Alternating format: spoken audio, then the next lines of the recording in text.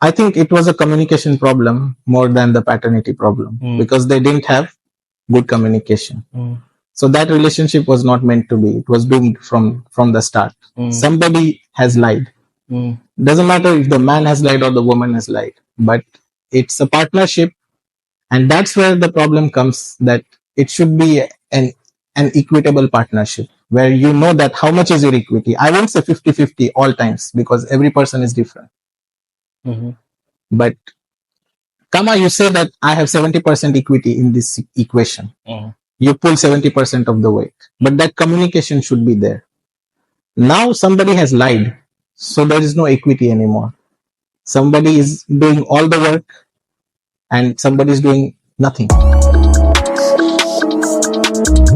Da Vinci, and this is Nimuda 2024, the very first day I'm having my very first guest. It's a lovely to have this Mr. here. Is one of my good friend. Sitamaliza vitu vingi. Let me allow him to introduce himself. But before doing that, make sure you subscribe to our channel, like the video, ring that bell button right there. You get notification for any time we upload these videos. So, without wasting most of your time, and we are going with time, let me introduce my guest in the house. 2024, first day, the 1st of January, right? Yes. Karibu, Mr. Hello. How are you, man? I'm fine. How are you? I'm good. So, for all your subscribers, let me introduce myself. I'm Kanishk, a very good friend of Mr. Alvin, and I wish you all a very happy New Year. Happy New Year. And Happy New Year. Yeah. And I hope we talk about some things which lead us to be better human beings in the end. Fact. So there's one thing I forgot to mention. What's the profession? Yeah, I'm a doctor. Ta-da! Yeah, I'm a specialist. I'm a specialist of the lungs. But today is a holiday, I guess. So I'm just your friend today. You have no IQ in this. So today we're actually lowering the IQ. We don't want to talk of things that are so IQ'd. And if you need him, he's actually working in a place called Regency. Right? Yeah. Regency. If you are having any issues, particularly to health cares and matters like that, Dr. Kanishk will sort you out. Just come to Regents and do that. Anyways, but this is Nimuda. So we actually have two different cultures here. Yeah. My friend here is from India. Yeah. I am in Tanzania. So we want to know a little bit about the culture from there and here. But before doing that, we want you to give us a little bit of the story from your movement from India as your studies to Tanzania. Okay. So how do you see the culture from India, where you are, and now in Tanzania? Yeah. So good question. I was born in a very small town in India. It was a very hilly town. There's like not more than 5,000, 6,000 people in my community. So I grew up very poor, but we had good values. Growing up, I got good values. Unasema nilipambana kutafuta elimu. Yeah, sure. Alafu I did my studies in India. I became a doctor in India. I became a specialist in India. Then I had two options, whether to continue in India working as a consultant, because it was a hard journey, but it taught me a lot. Then I got an offer from here, and just before the time came to settle down in India and settle down for good, I thought, let's go to Tanzania. Honestly, before that, I didn't even know that there is a place called Tanzania. Really? Because I knew it was Kenya, it was South Africa. but yeah, that's how ignorant people are. Really? Yeah. Because we are not exposed, coming from smaller towns, we are not exposed to the international scene. Oh, yeah. So the first difference I realized when I came here is that Tanzanians are pretty much more aware of the international scene, than the Indians coming from a similar small town. Yeah, that's a fact. Yeah. I came here, I started working, and of course I try myself I tried my best to integrate into the society. I don't just keep to my work. And the culture is really good, which makes me stay here as long as I can, because I'm really in love with the Tanzanian culture, and it is different from Indian culture. So first thing that comes very obvious to me is that people are much more polite and much more outgoing and easy to talk to than in India. Kama India, it's like similar city like Dar es Salaam. Let's say a big city, the city where there is buzz all around. all around, lawama. And in India, in a similar city, you won't even say hi to a single person. Really? If you say ukimsalimia mtu atashanga, Like, kama do you know me? what does he want? Is it a scam? Kama hivi. Is it a scam? It's not natural. It's not natural to just, because there is so many people, watu mbona watu wengi. Why me? Yeah, why me? Watu wanashtuka. Yeah, but here it's pole pole. Of course, when you go to the more remote places in India where there is less people, they will still be cautious. They'll greet within each other. But then if someone outsider goes there, it's going to be a problem, because they will be suspicious. Like, what does he want? Is it a problem? Is it a scam? Like, that's the first reaction of the people. While here, everybody's free, everybody's not stressed.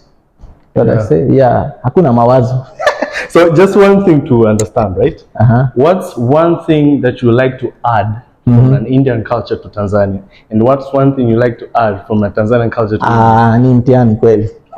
Sasa, the first thing I'd like to take back to India, like if I go back to India, because I'm here for work eventually. Yeah, sure. I hope that my work stays here and I continue living here.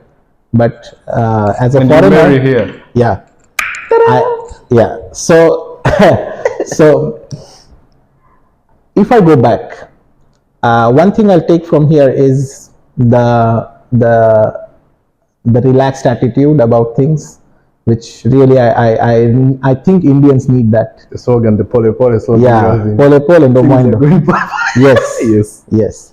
So, and not just about pole pole way of living. It's the way of living without fear, without stressing about tomorrow. Because I see patients, I see my friends, I see other people I work with. Most of them are basically thinking most of the times that, okay, today napambana, kesho nitapambana, Mungu atanisaidia. So it is that stressful that India, like in India, we are stressing about things which are going to come like 20 years later, 10 years later. Yeah, that's the time window that we're thinking about. Because again, there is so many people, there is so much competition, that to survive is not easy. So you're always under some kind of stress. But here, because the culture is different, the economy is different, the way of thinking is different, because still people are still very much rooted in their own old ways. So that is a good thing here, that people are still having some backup to fall onto. There is a community, there is a village, there are elders to take advice from. Yeah, sure. So I think the stress comes from a lot of competition and less opportunity, and no backup. So in India, there is more opportunity, but there is more competition. And recently, the backup to fall back onto is reducing, because people have left their villages. There is nobody in the village now. Wherever there is a village, there is just like old people remaining there. They are trying to make ends meet. So if you go back, it's a burden on them. It's not like they'll be happy to take you back, because they are not in a very good position themselves. This is the reality of urban India, urban and semi-urban India. No. They have their own problems. Okay. So people are stressed out. So okay, what's one thing you brought for us from India? From India to Tanzania. Any good value? I wouldn't say, because things are as good as they can be here, considering East Africa has still a bit of things to catch up to. But I think one thing is the big man syndrome, which the people in, at least I talk about Tanzania and Kenya, where I've traveled and I've looked at people, is like, once you go to a post of importance, or once ukiwa kama mkuu, tayari unapoteza heshima. Really? Yeah, because now you're a boss of some place, you've made it in here, then you feel entitled to you won't be the same. I've seen that normal people are supremely, extremely polite, extremely helpful, but once you go to a place of, let's say you become a mid-level manager of some place, or like a boss of like 10 people are under you, in a job, I would say, not in a business necessarily, but in a job, then you go and then you see that that level of respect is not there, because now people have tried to detach themselves from the reality that they came from. So I think that's one thing that I would like to come, because in India the bureaucracy is very strong, the hierarchy is very strong. So as compared to Tanzania, Indians, even if you get promoted to higher places, your ego won't get promoted to that level. To that level, you It will get promoted, you'll have more ego, but then the system sort of keeps you under check. It controls you.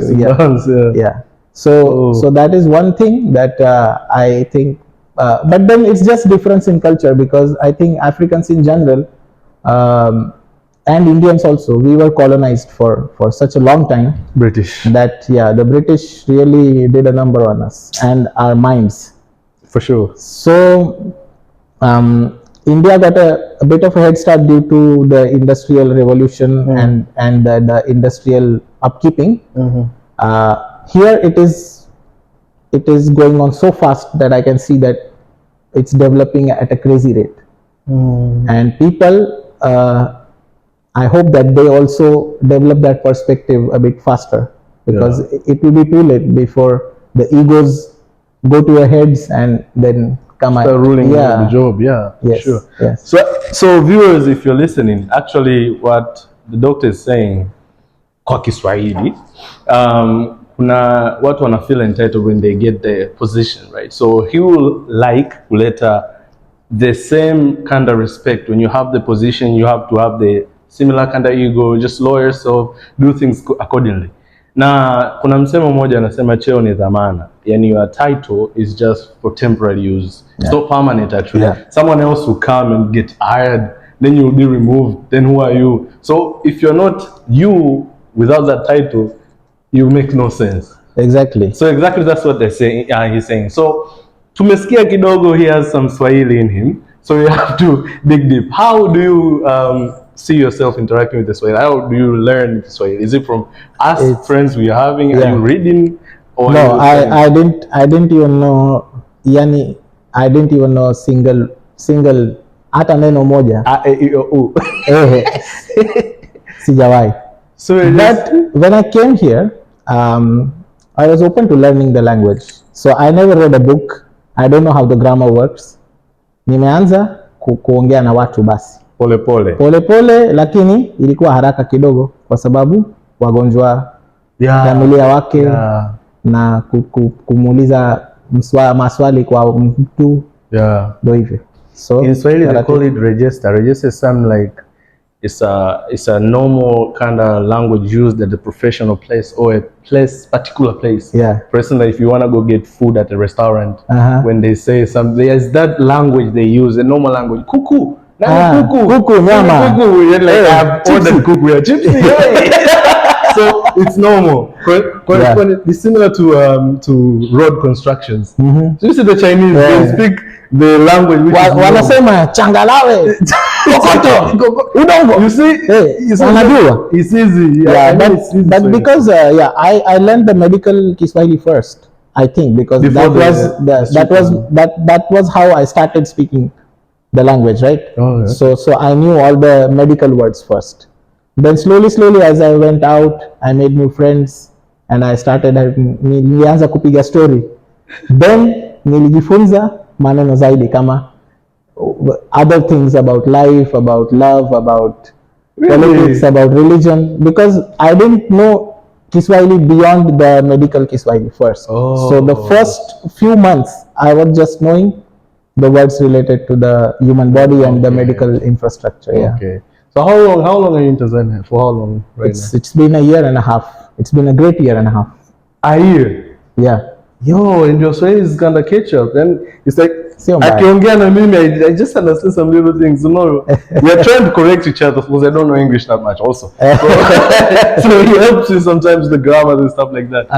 And I think I remember that even you have corrected me, and that's how I learn actually. Nafanya makosa, then mtu ananifundisha kama usiseme hivyo, ni sawa. Yes, now that's the good way to learn. I mean, people are afraid of getting criticized on things that they get mistake of. I think that's the best way to learn things faster. Yeah. Because if you don't get criticized on that situation, you won't learn. People just ignore you and it's like, he doesn't know. And the people who care about you will correct you. Exactly. People who don't give a damn about you, they won't correct you. Anyways, there's one thing I also want to share with you guys. I don't know if you will allow me, but the hobby. So Kanishk has another hobby. Apart from the profession you have, there's a hobby you do have. Can you please like tell a little bit about your hobbies? I have one hobby of singing. It's actually a good thing. Yeah, and I like to ride my motorcycle to places. You got a motorcycle to Morogoro? Yeah. This man. Next time we'll go to Arusha together. On the bike? On the bike. Oh, not changing like you. Not no problem. Come on. I can drive one way. I have driven actually in India. I used to ride my motorcycle for like 1,000 kilometers. 1,000 kilometers? In one go. Or like 1,200. Yeah, the best I've done is 1,400 in one go. Really? With one stop to sleep, bus, 4 or 5 hours.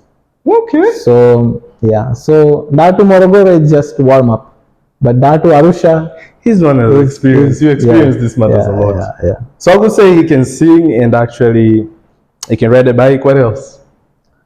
I guess that's it. That's it. Come on, you know. Come on, you know. Should we spare him or not? Viewers, you comment down below if you want to know more about Kanishk hobbies, and if you want to know how he sings, you can actually see him. I'll actually upload a video you sang last time, or you can go on my IG. I actually uploaded a video of him singing the song. You know, right now the live one. Okay. Yeah, we did the live karaoke thing. At my house there was a house party that we sang all together. Yes. On karaoke. Yes, there's that part. You can go and actually. For all the viewers, as you know, that he's an excellent singer, and I love singing with him. I am humble. Okay, since this is Nimuda and we actually want to know what's your take, what's your peace of mind, in Swahili we call uhuru wa nafsi, peace of mind. What's your take when it comes to these sexual dynamics between male and female, right? So we actually had a situation whereby, and I'll use this situation to help us create an overview of what we're talking about according to sexual dynamics. So there's a case actually going out there where Diamond had a kid with Mobeto, and he actually took care of the kid. I don't know how old was he? How old was the kid? Is it the Kenyan lady? 3. Not the Kenyan one. The Mobeto. Mobeto. Yeah. I don't know Mobeto. I know Zuchu, and I know the lady from Kenya. She's actually a video vixen in Tanzania. She even slept with Rick Ross. So they had a kid. Okay. Which eventually turned up after 3 years when Diamond applied for paternity test, the DNA thing. Found out the kid is not his. So now the situations where the case went a little bit like that, then they removed the child support and shit like that. So at that situation, if it was you putting yourself in that shoes of Diamond, what would you do? Would you seek for remedies like compensation and stuff like that, or what's your opinion, take on that matter? Yeah, it's tricky, and I'm sure the lawyers are doing their best. Speaking of the lawyers, how much do you use for Yeah. 3 years? Yeah. So in this case, see, it's about perspective. The perspective that I have is that if if you subscribe to a person, let's say there is me and the girl I'm seeing. Are you single? Yeah, I'm single as We'll of now. come to that. Yeah, we'll come to that. But once the kid has come to the equation, and of course, when the lady said, she claimed that it is his, and he was providing for the child For 3 years, yeah. for 3 years. I think it was a communication problem more than the paternity problem, because they didn't have good communication. So that relationship was not meant to be. It was doomed from the start. Somebody has lied. Doesn't matter if the man has lied or the woman has lied, but it's a partnership, and that's where the problem comes, that it should be an equitable partnership where you know that how much is your equity. I won't say 50-50 all times, because every person is different. But Kama, you say that I have 70% equity in this equation. You pull 70% of the weight, but that communication should be there. Now somebody has lied, so there is no equity anymore. Somebody is doing all the work and somebody is doing nothing, right? So I think he should not pay for anything anymore. Rather, he should ask for the compensation. Yeah. But from similar situations whereby it happened a lot in abroad cases, whereby you find like celebrities are getting accused for rape cases, which actually has no evidence in matters like that. Like you can see Mendy, Johnny Depp, issues of physical abuse. Yeah, it was physical and abuse. actually, at the end of it, you find it few of the cases whereby the woman has to pay for the compensation and stuff like that. Yeah. So I think when it comes to the sexual dynamic matters and issues like that, I think it's actually a bit problem whereby men are always held accountable on matters where the consequences just happen and occurs, but women ain't. Yeah. And I think that's actually that's not justice. Exactly. Yeah, because when you come to this world, when you're born as a part of the society. Doesn't matter man or woman or any third gender. You are there. You have to pull your weight. You have to do your job. The issue is that the society has always been somehow patriarchal for so many years, and that dynamic has changed. But to counter patriarchy or to counter misogyny, this is not the way to vilify somebody and to put them behind bars or put false cases against them, because it's not going to help anyone. So the right way to do is to regain equity back. That's why I keep on using this word equity, because fairness. It may not be about, let's say you go to a powerlifting competition. So the men powerlifters who are holding the powerlifting records have pulled more weight than the women. That's just the biological difference. Okay. Doesn't matter how much you identify as a man or identify as a dog or identify as a cat. Equality, right? Yeah. It's about fairness. It's not about what one group thinks about other. So this all is created by groups with interest. You ask one person, you ask one man, you ask one woman, they'll give you their opinion. But if you identify as a part of a group or part of an ideology or part of a sect or part of a cult or whatever, you subscribe to some ism, no matter what ism it is. When you are a part of a group, your independent thinking goes out, and then you are talking the way your group talks. The reaction, you react according to other people. Yeah, because you want to stay, so you have bias now. You have bias. So let's say a person who calls himself anything, any part of any group, any part of any ideology. Ideologies keep changing. Your experience as a 15-year-old, the things you believed back then are different than as of now when you're reaching your late 20s or 30s, right? So seeing yourself as a part of some non-changeable metric, some permanence sort of ways of thinking, it's really immature. I mean, you take whatever is standing true by your tests, and you discard whatever is not relevant anymore. But if you say that all men are dogs, or like all women are gold diggers, it doesn't make any sense, because there is no absolutes here. You have to take things case to case basis. That's my view of looking at things, even with relationships, even with politics, even with these things.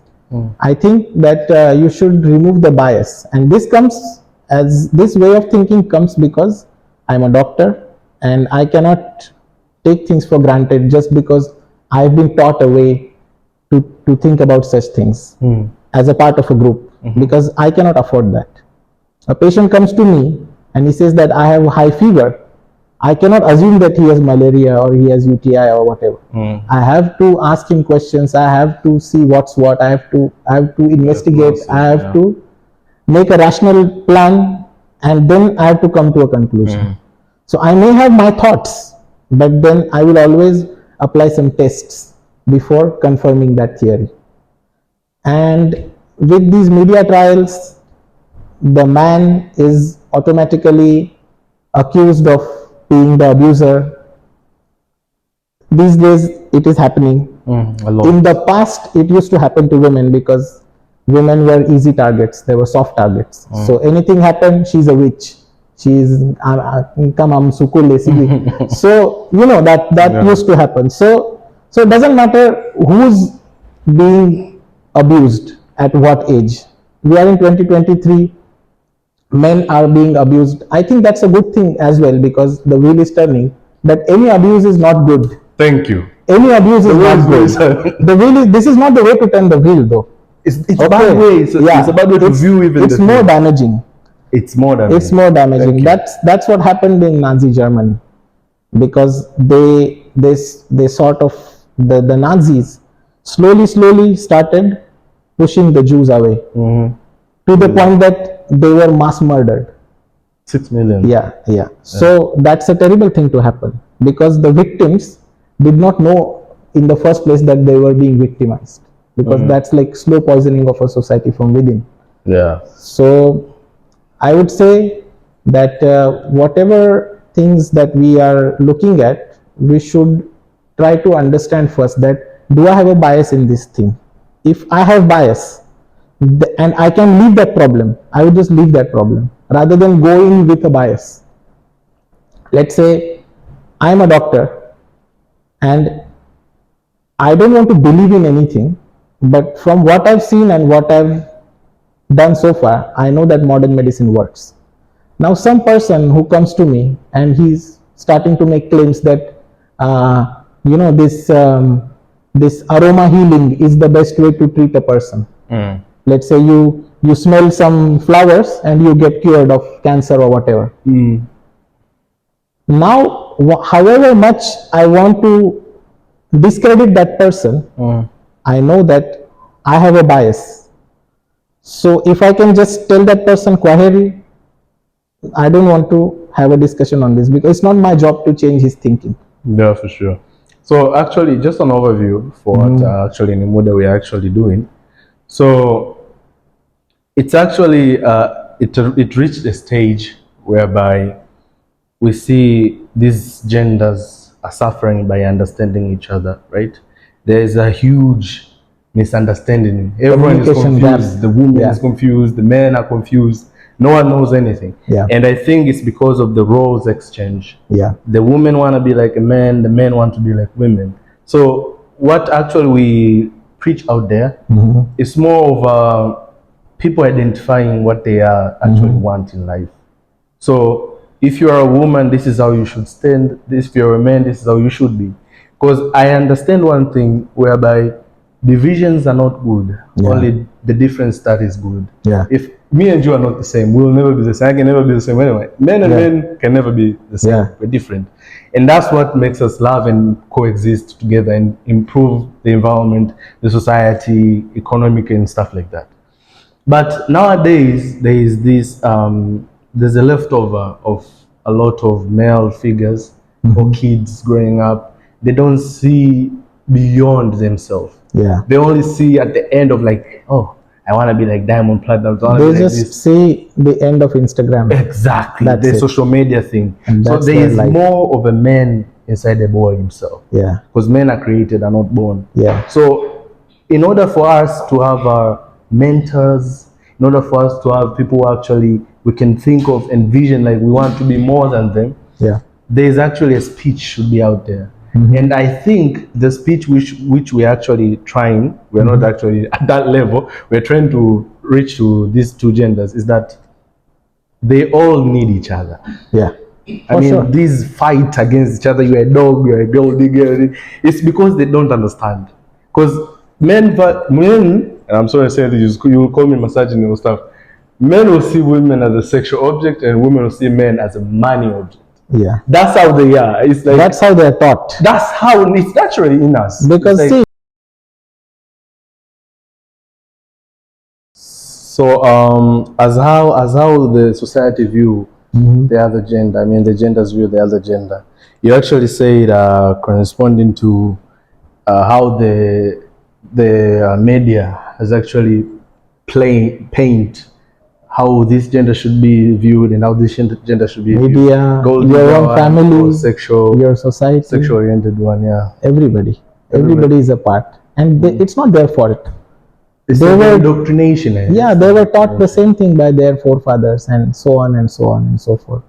Ah, now I remember the point you made. That's a good point. You're talking about the happiness. You're talking about the survey, the study made for the 1940 to now. So I was actually trying to add something from what you said about the time that you feel happy the most. So there's this, I mean, notion which actually is spread a little bit more, and you can help me clarify on your way. They say, money makes you happiness. Money brings happiness. Something like that. Good question. So that's something I'd like to tell my readers and viewers, to read this very good column in the Atlantic. It's a journal, it's a paper, and there is an author called Arthur Brooks, and he has a column, weekly column on happiness. He's a professor of psychology in Harvard. So very interesting, and it's all scientific evidence, not just my opinions or somebody I heard from something. It's actual data driven. It's very, very high quality data. And talking about what was the question? I forgot. I just got with Arthur. Money buys happiness. Money buys happiness, yeah. So to talk about this, we have to first define what is happiness. Okay. And that is a philosophical and also spiritual discussion, because your definition of happiness may not be different from my definition of happiness. So the medical definition of happiness does not exist. Medically and scientifically, you don't have a definition for happiness. Okay. The closest it comes to is like some chemicals are released in your brain which gives you a sense of well-being. Yeah, dopamine in certain areas is good. Yeah, it feels good. Yeah, in certain areas it feels bad. Yeah. Okay, but it's a very complex balance of the chemicals in your brain basically. So that is the end point of happiness. So all we are doing, kuna shughuli, is for making those chemicals come out. Okay. Now, can you recall when was the last time you felt happy? You cannot recall. I can. Yeah, you cannot. You can recall if you I am happy sit right now. Yeah. if you sit and think. So you see, happiness is not that important, in my opinion, and also the people who are authorities on happiness, they think that there is this whole toxic positivity thing going on, and social media is responsible for that. That, like, you say happy new year, what is it? Is it a question? Is it a statement? It's kind of Is like a statement. it's just like an empty slogan, right? Like, It brings no happy new year, amusement. like Yeah. me wishing you happy new year is has no meaning in itself. It's just like some custom, like hello, or like hi, or happy new year, because it has lost the word happy is so overused that it has lost its What does meaning. it bring when you say it to me? Yeah, it may give you a false sense of security, like, oh, this person is thinking good about me, or this person doesn't want me to be in a bad place. That's the whole goal of that statement, like happy new year. But when you deconstruct it into words, what is it? It's nothing. It's just a way to tell somebody that, okay, you are important to me, or at least I'm not your enemy. I'm thinking good about you. So coming back to our point, happy new year or whatever, happy birthday and happy this, happy that, and you cannot recall when was the last time you were happy. So this is a paradox, because we are a happiness driven society without really knowing what happiness is. What's the root behind the word happy itself? Yeah. So from philosophical perspective, from what I have read so far and from what I believe right now, and my beliefs may change if someone comes and gives me some better point perspective, or if I mature more in my life, my beliefs will change. I don't think that you should just keep on believing one thing. I think life is just suffering at most parts, because that's the way nature works. A baby is born, he starts crying. You don't feed him, he'll start crying. There is no happiness there. He'll get some milk. Maybe that's a source of happiness for 5 minutes, 10 minutes. Then it's gone. And then it's gone, and then you're hungry again. And you're cold, and you're sweaty, and you're warm, and you're sick, and whatever. So, from what I see, is like happiness is just like things you encounter. It's like life is suffering. Life is inherently it's suffering, because if you just sit in a corner and do nothing, you're going to get hungry and you're going to get attacked by the predators. That's why our ancestors, The weak ones are killed by the strongest ones. yeah. Our ancestors, when they started living in caves and when they discovered fire, that time they started drawing things on the walls, because that was something they could afford to do, because that they had the basic security and shelter. So happiness and this recent entitlement of I must be happy and I must be happy all the time, I'm happy. it's it is Or sense- intoxicating happiness. yeah, it is intoxicating, and it is just you're chasing something which you can't even define, and you don't even know like what's happiness. Like, most of the times happiness is reactionary, and not all happiness is good. Let's say if you hate somebody so bad and something bad happens to that person, you are happy. So would you wish happiness on such a person? If he thinks that certain amount of people should die or his enemies should suffer and burn. So this whole happiness is a modern thing, from what I understand. When you have food to eat, when you have clothes on your back, and you're warm and you're safe and secure, then you start thinking like, what next? And still life is going to be suffering. Mark Zuckerberg still wakes up and stresses about like the company, what about metaverse? Bana. Jeff Bezos is like, I want to go to the Mars, otherwise Elon Musk will reach there before me. Yani ana mawazo mengi. So he's the richest person on earth, and still he is going to stress about something, because that's been the historical way of living. The caveman went to the caves and killed off most of the predators. He was worried about what next. I cannot make fire. This I need to have some fuel which burns faster. Whatever. This is our human condition. We are never destined to be happy. We'll always be under some suffering, and we'll try to overcome it. Okay, so there's one thing I want to share from your view, but I'll not like touch more on that. Maybe you can add it, and when you're mature enough, you like to use it. So actually, me, I view the situation like this. So by growing up, I'm not saying that I'm that old, I'm that wise. No, the wise I have right now to grow up also the same, like the doctor said. So I usually have these two sides of measures. There's success and there's happiness, right? So happiness itself is internally, Yeah. and success is externally. It's what's outside. You cannot say when I'm happy, I'm also prompted to get success. So when Yeah. I've succeeded, I'm also to get happiness. No, because eventually, just like an illustration, right? You might say, I like flowers. Flowers are the things that when I see, I'm like just comfortable and enjoying, right? So it's part of enjoying that experience which Yeah. you're getting, and the experience create more memories and moments, right? Yeah. So money, it's in itself, it's the success. Yeah. Because I am a type of person where I'm not worried about artificial things. Anything that is man-made, I'll just worry when I need, but it's not that deeply worried Exactly. about, like the cars, the TVs, the money. That doesn't worry me. The natural things are what I'm worried of.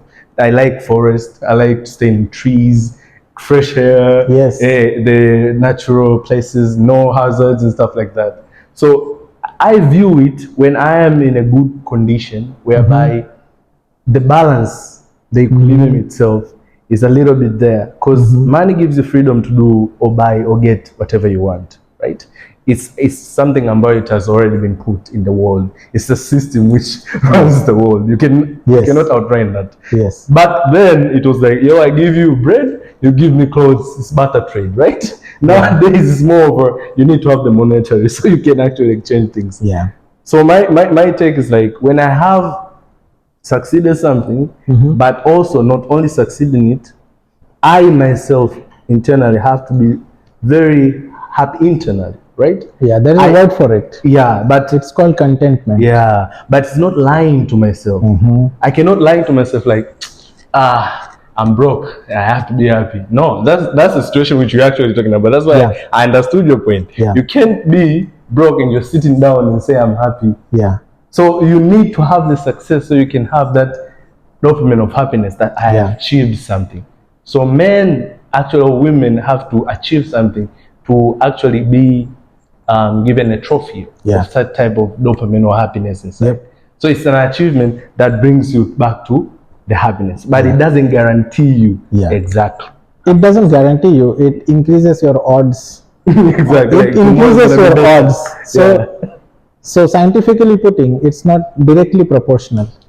Like money will not bring happiness. Money will raise your odds of happy moments than not having money, because that's the world we live in, and we cannot change the world. The world runs on money. That's the system.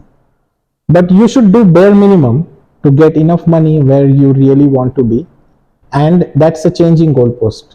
Because where I wanted to be, let's say you like flowers, you gave the examples of flowers. Seeing flowers will give you Relief, relief and happiness. Yes, happiness is a real thing. You'll feel happy for a while. Let's say I put you in a room where all the walls are full of flowers and you sit there for 24 hours. You won't want to see a flower for the next 1 year. It's still Because it is conditional, exactly. Because happiness from money comes from the lack of money. Happiness from flowers comes from the lack of flowers in your daily life. Happiness from love, happiness from companionship comes from the lack of companionship and the loneliness that you are there. So it is not lazima that you be happy from the external factors. The happiness from within is there is a deeper level to the eternal happiness, where in Eastern philosophy it's called nirvana, or it's called nirvana, it's called being one with the God by spiritual ways, or it's called the eternal bliss, eternal contentment, where you're not affected by any of the external things. You'll do a job just for the money, but you're not invested in it. Your job and your bank balance is not the source of your self-esteem and your identity of self. Like, I am because of my bank balance, and if the bank balance ikapungua, your self-esteem will go down. It won't. They are two different things. Exactly. So that is where, as humans, we have to go. That externalities will always be there. There will be ups and downs. There will be trauma. There will be suffering. There will be problems. Yeah, but that fluctuation should be like the tides in the sea, while you live like a submarine down there. Exactly. It doesn't affect you. Affect you, exactly. It should not affect you, and this not affect, yani this condition where nothing affects you comes from self-inquiry and conversation and understanding, like your own self, your weaknesses, your strengths, and what you want. Not on Instagram, of course, like, and that's a very difficult thing, like, for the current generation and for our generation as well, because we are the part of it now. Some things that you want are the things that you don't really want, but you've been convinced that you want them. Social indoctrination. Yeah, social indoctrination. Yeah. It's a so basically, all the effort should be put in conscious living. You have to live consciously. Every decision you make has to be a conscious decision. Like, I do this thing. I'm not saying I'm aware of this, but I'm still a gonjwa. I'm not cured of it. Yeah. Sometimes I'm sitting in my balcony. I just whip out my phone and I start looking at some apps. And then I realize that, did I really think about whipping out my phone and looking at things? Did I make that decision? Because somewhere I'm dependent and addicted to these things. So there is the dopamine in the reward centers of my brain had a low amount. So my body was like, take the phone and get that hit. Yeah. Get that hit. Yeah. And that's unconscious behavior. I suffer from that to this date. I'm not saying that I have reduced it a lot, but I'm still not out of it. And I see that people who are spending like 11 hours a day on their different screens out of their work commitments. So that is the easiest way for companies, corporations, and industries to influence you and to sell you the shit that you don't need. And then you'll listen to these songs where you see that people are wearing these big chains, rings, and what? Yeah. Magahela, Tajiri, Siji. So, and then you will make life decisions according to that. Exactly. Because you're like, Maga no Timaga. You know, like, I want to be like that. Tajiri Maga.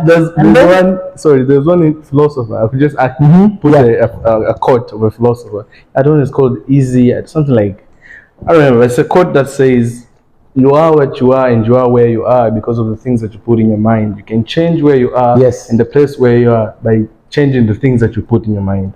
So you might be on your phone 24/7, but what are you exactly doing on your phone for 24/7? Is it benefiting you or is it destroying you? Yeah. Are you led by the phone or are you leading the phone? Yeah. So you have to take control back. Exactly. Take the control back, and one person can only take the control back of his whole own being. He cannot take the control for somebody else. Exactly. And we are not even in control of our own selves. So at least once in a day, I would make one decision which is a conscious decision. Now, whenever I've started doing this, I've come a lot far than where I started. So let's say I do 20 things in a day. 10 of those things are at least conscious things. So I ask myself first, like, if I want to go out and just, go have a coffee, I would say, do you really need that coffee? Do you really need to go out there and do that thing? And then I'll evaluate, and then if I reach to that conclusion, then I'll do that thing. But it won't be by just, just by habit, like Feelings. yeah, because maybe I am seeing someone's post who is enjoying Coffee. coffee, and I'm like, what am I doing? I'm just a loser, sitting at home. I could just go. I should go get a coffee, and then your mind will convince you that I need that coffee right now. Sure. Yeah. So may have just enjoyed myself making a nice cup of coffee at home. I think I'll have to write a book called Value Addition. Yeah. I think it's something that is very, very hindering a lot of youth because they don't know the balance. Okay, let me tell you a simple story why we're winding up our podcast. So I actually tested alcohol. Confession. Okay. Once in my lifetime. And after I tested it, I sat down one day, early in the morning, with an hangover. I was like, wait, what's the benefit between this alcohol behind the dopamine, the vibes, and the style of that? What happened yesterday? Okay, this and this and this and this. Did I enjoy it? Yeah. So I started calculating the advantage and disadvantages. So I found out the disadvantages are a lot. Yeah. I'm like, no, this is not the risk I can actually take. So I stopped it. So I think that's one of the way when I write a book, or if someone is viewing and seeing, I think if you do anything, particularly to something that will increase you growthly or develop you as a human, you need to use values. Yes. When you attack things, think first. Because this is where I like Jay Shetty. Do you know Jay Shetty? Yeah. No. It's actually a monk in India. He's actually a Phoenix in India. So he actually said something. If you, as a person, right, don't have your own self within you, you are being controlled. It's like a car. Yep. Someone's at the wheel. You're not the engine. Someone is controlling everything in your life, right? So you yourself, you have to determine yourself first before turning to anything else. So you should watch things in the way you want to perceive the life, right? Your perception, or they say life is a perception. Yes. If you change the perception, you change your reality. And when you change your reality, you change your perception. So the time you grow, you have to actually evaluate things and say, okay, this is what I like, this is what I don't like. Yeah. But nowadays, it's about the peers. So, I am very with that one. He takes Jaeger and Jameson. Yeah, let's drink. Everyone is drinking. Yeah. And they don't wake up to realize, like, okay, I'm fucking my life up. That is unconscious living. Yeah. Conscious living and unconscious living. And unconscious living is easily justifiable because most people around you are living unconsciously. So they need more people like you to be the part of the bigger group. So the thinkers and the conscious people will always be less in numbers, and they might feel lonely because they might think that we are not enough. But then once you know the conscious way of living, there is no other way to live, because you can't go back to the unconscious way of living. So to our listeners, I would say that whatever we're talking about is just thoughts. This podcast or any other podcast, the thoughts, yeah. There is nothing to be influenced about. Yeah, you should add your own self. The only thing to take away from here is live a life without biases as much as possible. I know that there is no way to remove bias. It's very hard. It's impossible. So hard. Because you grew up in a certain way with so much bias that lazima you will have some bias. At least knowing your biases is enough. And the next step is like to remove them. And today I saw an accident on the road. I went running to Tanzanite Bridge. On the way back, I saw an accident. And one was a big Land Cruiser with like the UN plates. And one was like a Toyota Ractis, a small car. And my bias, because I grew up poor, my first bias was like, fucking Land Cruiser. These guys are just exploiters. these don't have any sense of safety. Just because you're sitting in a big car doesn't mean you can just run around people. Yeah. That was my first thought. And I was very close to hating that person. Then I stopped and I realized that, did you know who's at fault? Do you know how these people are driving? Do you know, is there any malfunction with the cars? Do you know if they are sober or they are still hungover from last night's party? Do you know if the people you are hating on, do you even know that the person who's driving the Land Cruiser owns that thing or is just a driver? So once you start asking questions, once you start going in the why, you will see that it's not easy to judge others. It's not easy to make conclusions so faster. So, but my first bias was there. But then you identify your bias. You say that, okay, naturally, I'm against people who have more because I've not had more while growing up. But a person who grew up a billionaire, maybe he'll have sympathy for the Land Cruiser because it's his kind of people, and he'll look down on the people. Practice. Yeah, and that is also not the right way to live. Doesn't matter where you start from.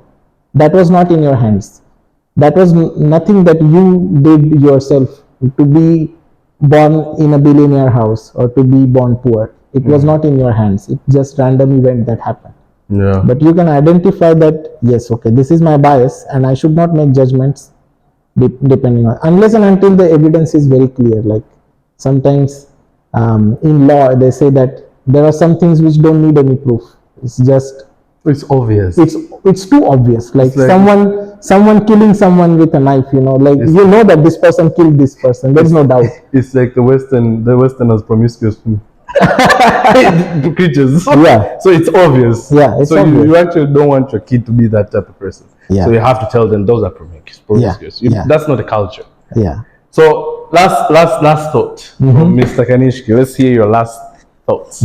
This is peace of mind. You have actually established a huge understanding on matters where it comes to culture, your culture, our culture, how people view things. We talked about biasness and stuff like that. We spoke about money is not the source of happiness, and happiness, how is it contained and stuff like that. So just winding up the session, I would like to allow the doctor to give us his thoughts and peace of mind about the podcast. And if he has any questions, you're allowed, because I've been asking you a lot of questions. Yeah, my thoughts, I mean, you're a very good friend of mine and I've been following your podcast.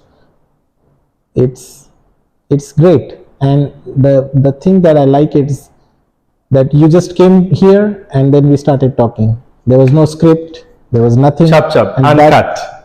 That's the way it has to be. That's the way a podcast has to be, because it's a free thought of exchanges. Exactly. There's no making anything. So I think you'll do much better in the future, and please don't change. The way things are going, it's perfect. I really want to help myself. This is where I like to. This is where my best stand is, because for the past years, I mean a year. The podcast is just a year. Yeah. So for the last year, I got a lot of criticism about the podcast, and I know that's part of how the success. If you're, they say the devil doesn't attack the one who doesn't have something. Yeah. You have to have something so you can attack. So I take criticism as if there's something potential with this podcast. Yeah. I know it will reach far and it will help a lot. Actually, I've got a lot of good comments, a lot of criticism, but the goal is the same. I just want to help people build nuclear families. Yeah.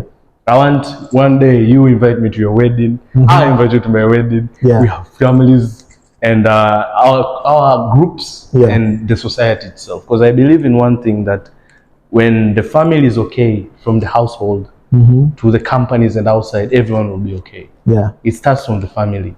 If the family is disjointed, Yep. the women is beating the men is beating the women, they're abusing each other, the companies and the society is going to be fucked up, like how it is right now.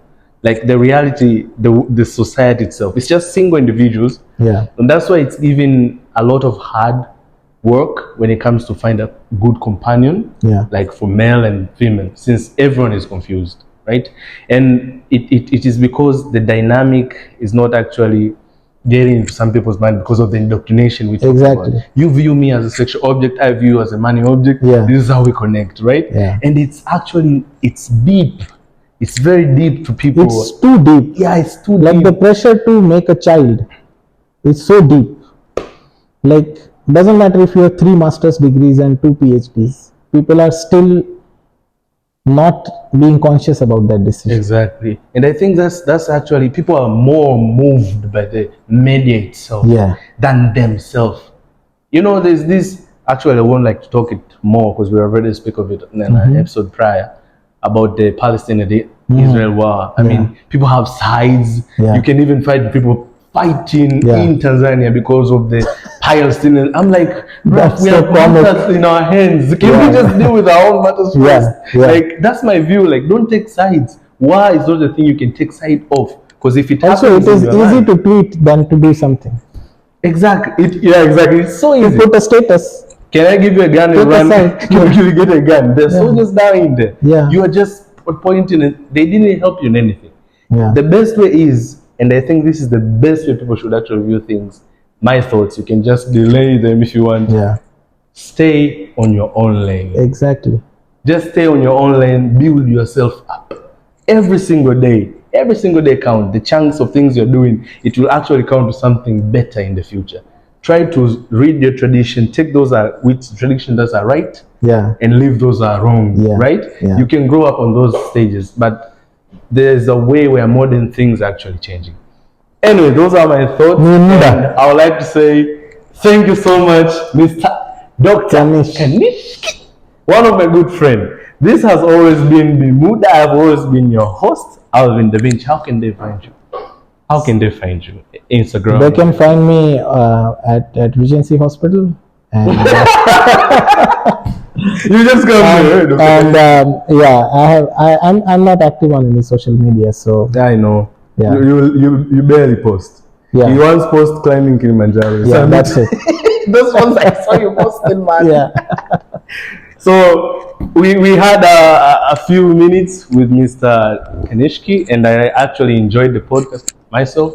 And this is not the first time. This is like more to come, right? Yes. We'll still have Dr. Kanishk with us, and the segment, we didn't actually talk about his relationship status. We didn't talk a lot. We didn't talk about we didn't talk about it. But anyways, make sure you subscribe to the channel, like the video, and make sure, shout out to my other directors behind the camera, Ewan Mufuruki, hey, Ghost himself. Thank you so much, guys, for being with us. Love you all. Bye.